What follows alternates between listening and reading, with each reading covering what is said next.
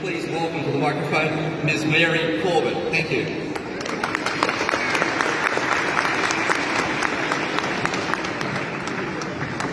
Good evening, Deputy Lord Mayor, dignitaries and guests, and fellow new Australian citizens. They say it's a long way to Tipperary. Well, it's an even longer way to its neighbouring county of Cork in Ireland, where myself and my family were born. Nearly 17,000 kilometres, in fact, or more than 25 hours flying time, not counting delays. Few places in the world are further away, which is hard to believe because Brisbane feels so much like home. My name is Mary, and I moved to Australia permanently in 2011 with my husband Rory and two young children, Isla and Odin. But my own history with Australia goes back even further than that. I always loved to travel, and I came here as a backpacker when I finished uni in 1999. And after travelling the whole country to see what was the best part, it was pretty obvious that it was Brisbane. I loved the relaxed vibe of the people, nights out in the valley, the colourful Queenslander houses, the river that snakes through the city and the leafy suburbs, and the easy access to a huge choice of beaches, mountains and national parks that this city offers. I worked for Brisbane City Council and Queensland Transport during that time, made many friends, and the year I spent here flew by. I got my first work experience in my chosen field too, as a graphic designer, and I found that Australians were happy to give you a chance to shine at what you love to do.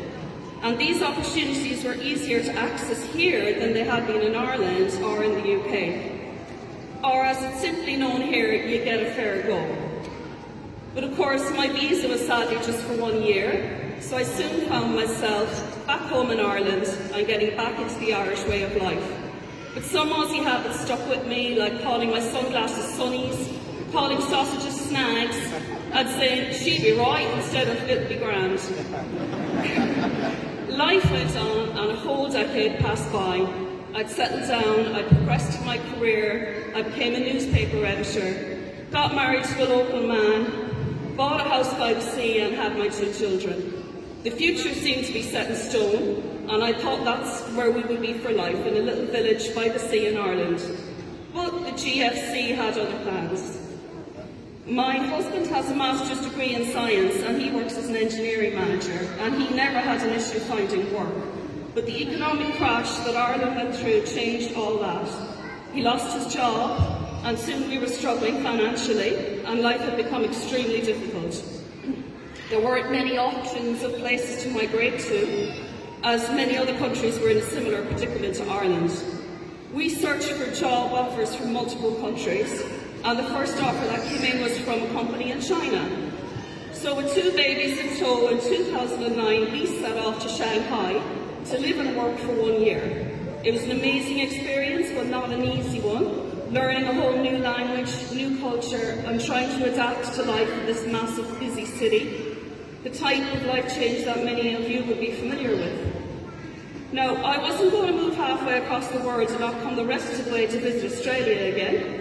So 6 months later, we flew for a holiday in Queensland because I wanted my husband to see how beautiful Australia is and to meet my Aussie friends. Naturally, I fell in love with Queensland again, and my family were blown away by the beauty and the cleanliness of Brisbane and the gold and sunshine coasts. We seemed to spend the whole holiday staring at the blue sky, the colourful birds, the spotless sandy beaches, and saying, why don't we live here? So we started looking into permanently relocating to Australia. 2 years later, my husband got a job offer in Sydney on a 457 visa. So we moved there in 2011. Now, Sydney is nice and all, but it's not a patch on Queensland, as we all know. So at the first opportunity, we packed up again and we moved to Brisbane. Another decade has passed since, and we're all well and truly settled now. We live at the Gap, where we have the best neighbours you could ask for. The children are in high school now and have long since lost their Irish brogues. Although not so much my husband, who still has to repeat everything 3 times on the phone because he rolls his R's, which is the reason I'm the one giving the speech. We love the cultural life of Brisbane, and every weekend we're to be found wandering the museum art galleries and parks and attending festivals. There's always something happening for families here. We travel around Australia as much as possible, and we love the variety of landscapes here, as well as the history and stories that the country has.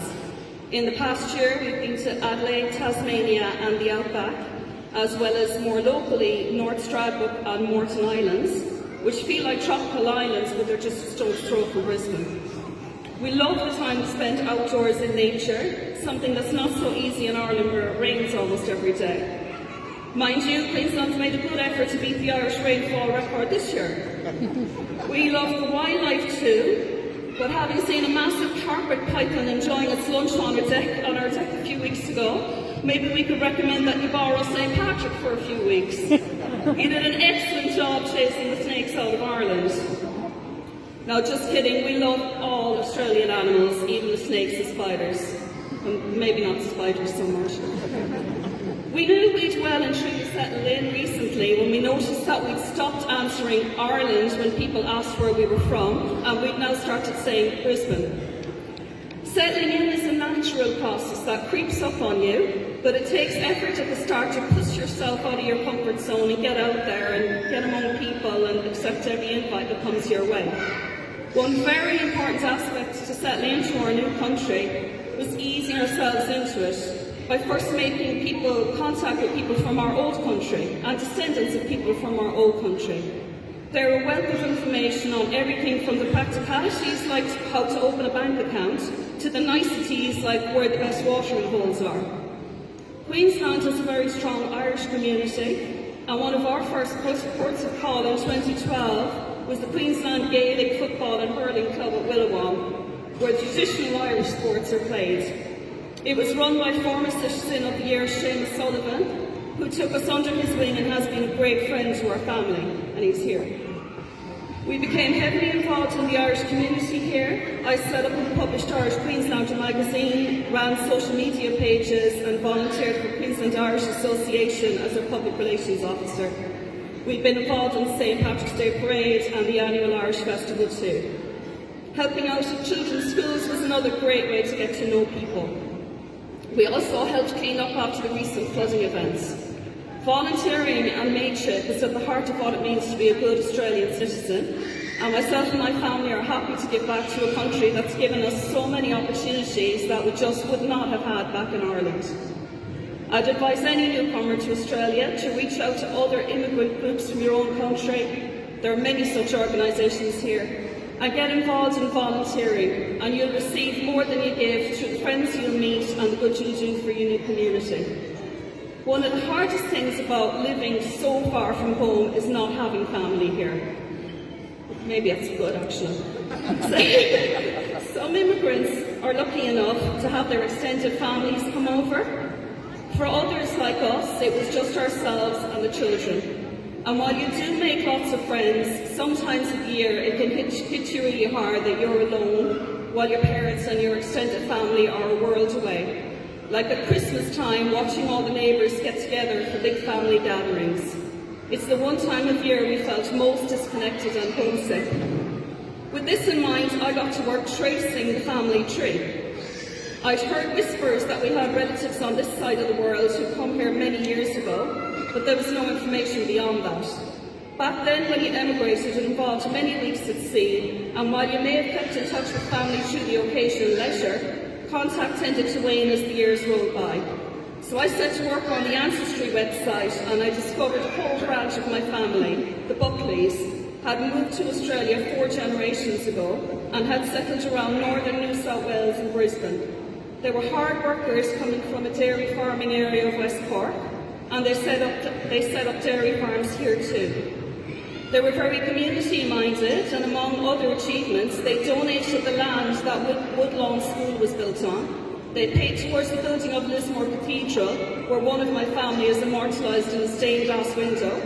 And they even built Malanda Hotel in far north Queensland, the largest timber hotel in Australia. We got together with their ancestors, our Aussie cousins, who are here tonight, and it's been so wonderful to hear their stories and tell them ours, and to carry on the family tradition of making a go of it in the land down under. I hope that, like them, we'll be be here for many generations to come. And now that we've become fair dinkum Aussies, we're well on our way. I'm sure I echo the sentiments of everyone here today when I say we feel lucky to live in this wonderful country, grateful to have such a beautiful, safe, inclusive and exciting place to call home, and we're proud to call ourselves Australian citizens, and more importantly, Queenslanders. Thank you.